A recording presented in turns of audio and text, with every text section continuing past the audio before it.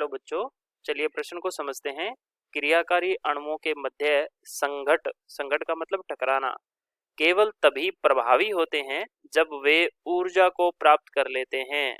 जब वे ऊर्जा यानी कि इसमें क्या करना, हमारे को एक खाली स्थान भरना है।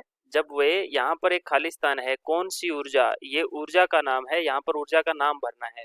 जब वे खाली स्थान ऊर्जा को प्राप्त कर लेते हैं तो ध्यान रहे, इसमें हम देखते हैं पहले मूल अवधारणा क्या है इस प्रश्न की। मुख्य अवधारणा क्या है? मुख्य अवधारणा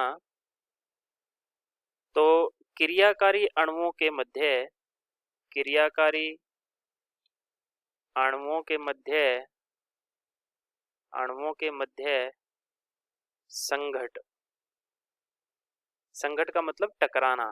ठीक है, तो ये जो क्रियाकारी अणु होते हैं कि अपने एक अभिक्रिया मान लेते हैं कि A प्लस बी ये बदल रहे हैं, C प्लस डी उत्पाद बना रहे हैं। तो A तथा B जो हमारे क्रियाकारी हैं का प्रभावी संघट ही अभिक्रिया के वेग को, ही अभिक्रिया के वेग को निर्धारित करते हैं।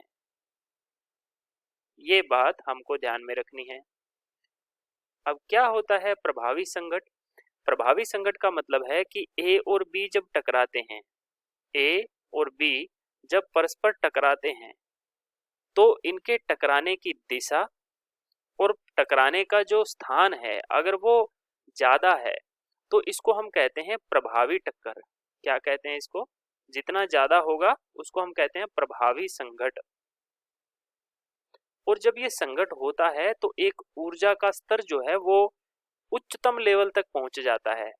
ऊर्जा स्तर उच्चतम स्तर तक पहुंच जाता है। वो उच्चतम स्तर अगर दहली ऊर्जा के बराबर है, दहली ऊर्जा या उससे ज्यादा है, तो ये A और B संघट करने के बाद में उस ऊर्जा स्तर से, उच्च ऊर्जा स्तर से उत्पाद बना लेंगे वो, फिर ये उत्पाद बनाएंगे। अगर वो दहली ऊर्जा से कम ऊर्जा तक संघट होती है, संघट के बाद में इतनी ऊर्जा अगर उनके पास नहीं होती है कि दहली ऊर्जा तक वो पहुंच जाए तो वो उत्पाद ना बना पाएंगे। तो उनके लिए एक जो कम से कम ऊर्जा जिनको चाहिए होती है वो होती है दहली ऊर्जा। तो प्रभावी संघट हम उसी को कहते हैं जहां पर वो दहली ऊर्जा को पार कर जाए, तब वो क्या करेंगे, उत्पाद को प्राप्त हो जाएंगे, तभी उनका संघट जो है वो प्रभावी माना जाएगा। ठीक है, आशा करते हैं आपको समझ आया होगा। धन्यवाद।